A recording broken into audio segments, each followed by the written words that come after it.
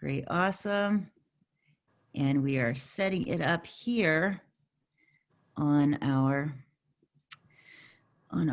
Rec Innovation Lab page, and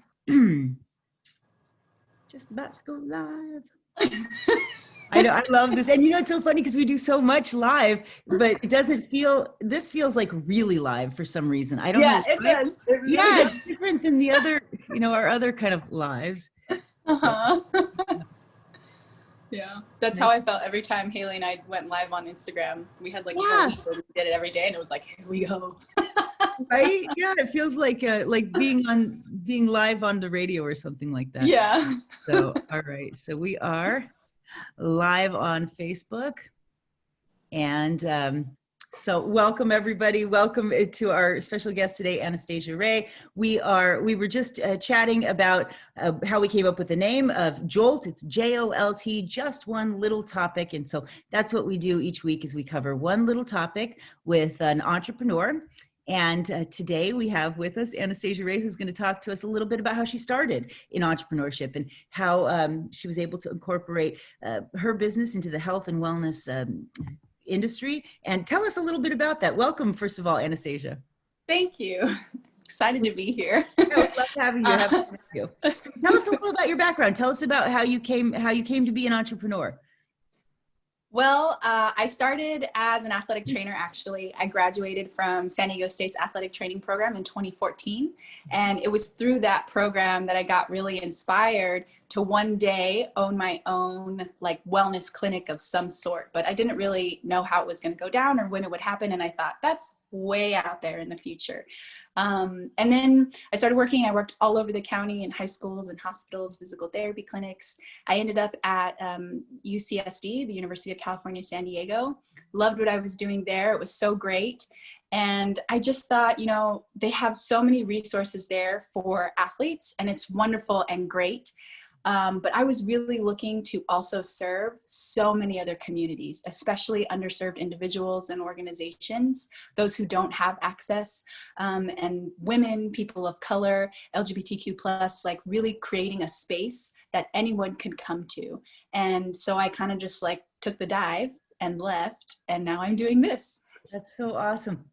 And that's the beauty of being your own boss, is you can decide who you serve and how you serve them, and it's really commendable what you're doing. So tell us, what is it like being your own boss? What's it like compared to working for an existing company, something that's established? Like, what do you think are the big differences about that? One of the main differences is scheduling my own time.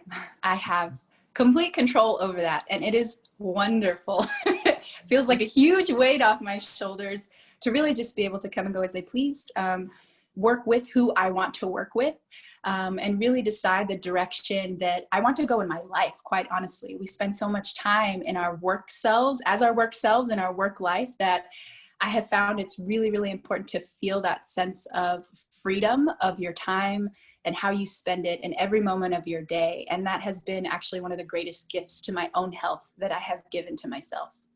That's the beauty of entrepreneurship. Nobody can tell you what to do and how to do it. And I love that. Yeah. I love that. Yes. That's awesome. That's awesome. So, okay, so there's a lot of health and wellness in Southern California. I mean, we tend to be focused on this industry or these kinds of businesses. But I know that you're doing this differently, and I think it would be nice to share what's different about the way that TherACT is approaching this industry and how you're coming in and finding your niche there.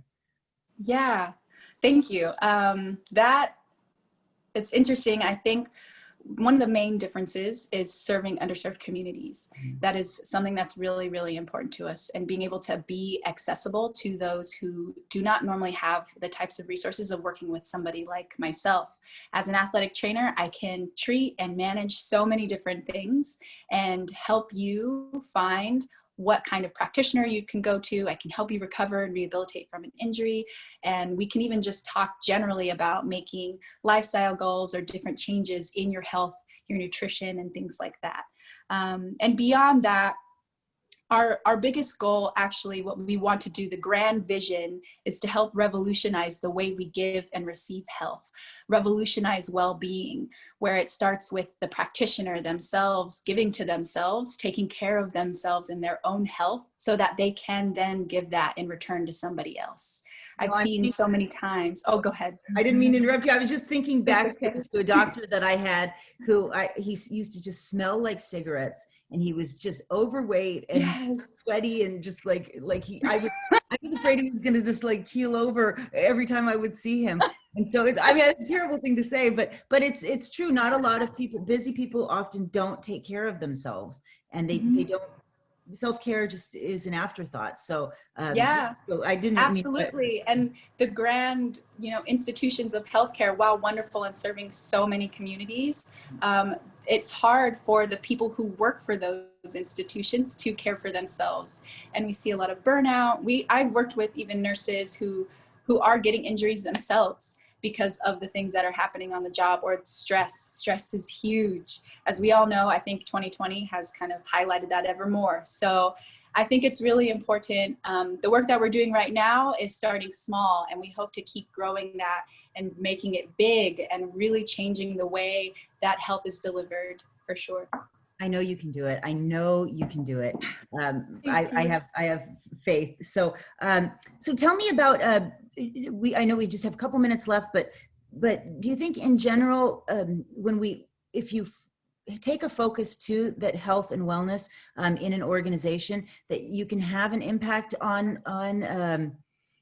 the workers in the organization? I mean, what kind of effect does it have when a company decides to make this kind of a shift and change the way they're thinking about health? Well, I think focusing on the individual in an organization actually helps to create a better working environment. Mm-hmm. When we focus on ourselves, we're able to give more energy and time and focus to the greater good, the greater collective, the greater organization. And when we do that, we take care of ourselves, we can build up from there. I kind of take a bottom up approach when it comes to helping individuals in an organization, but I also take a top-down approach by working with the CEO or the C-suite team or the leader of the organization or leader of a team themselves, because there's a certain amount of walking the walk and talking the talk that a leader needs to do in order to inspire and enact the kind of change that they want to see in their organization. Sure, it has to be a cultural shift, right? An entire absolutely. Yeah, that's wonderful. I know that you can do it. I'm very excited to see the big things that you're going to accomplish with TherACT, and I thank you so much for being with us here today. Is there anything you'd like to leave us with as we go on to face the rest of our week Monday? Be well. Take great care of yourselves this week in any way that you think you need to. That's wonderful advice, and I'll try to take it myself. Thank you so much, Anastasia. Yeah. And thank you to everyone. We will see you all next week at our next JOLT event. Take care, everyone. Bye-bye. Bye. Have a great day. And thank you, Jeremy and Enzo, for being here, by the way. We have a couple, maybe just before I say goodbye, Jeremy and Enzo, do you want to wave and say hello? These are the team behind JOLT. Good morning. Hi, guys. Thank you for being here, everyone. Thanks for helping. Yeah, thanks so much. Bye. Have a great one. Bye.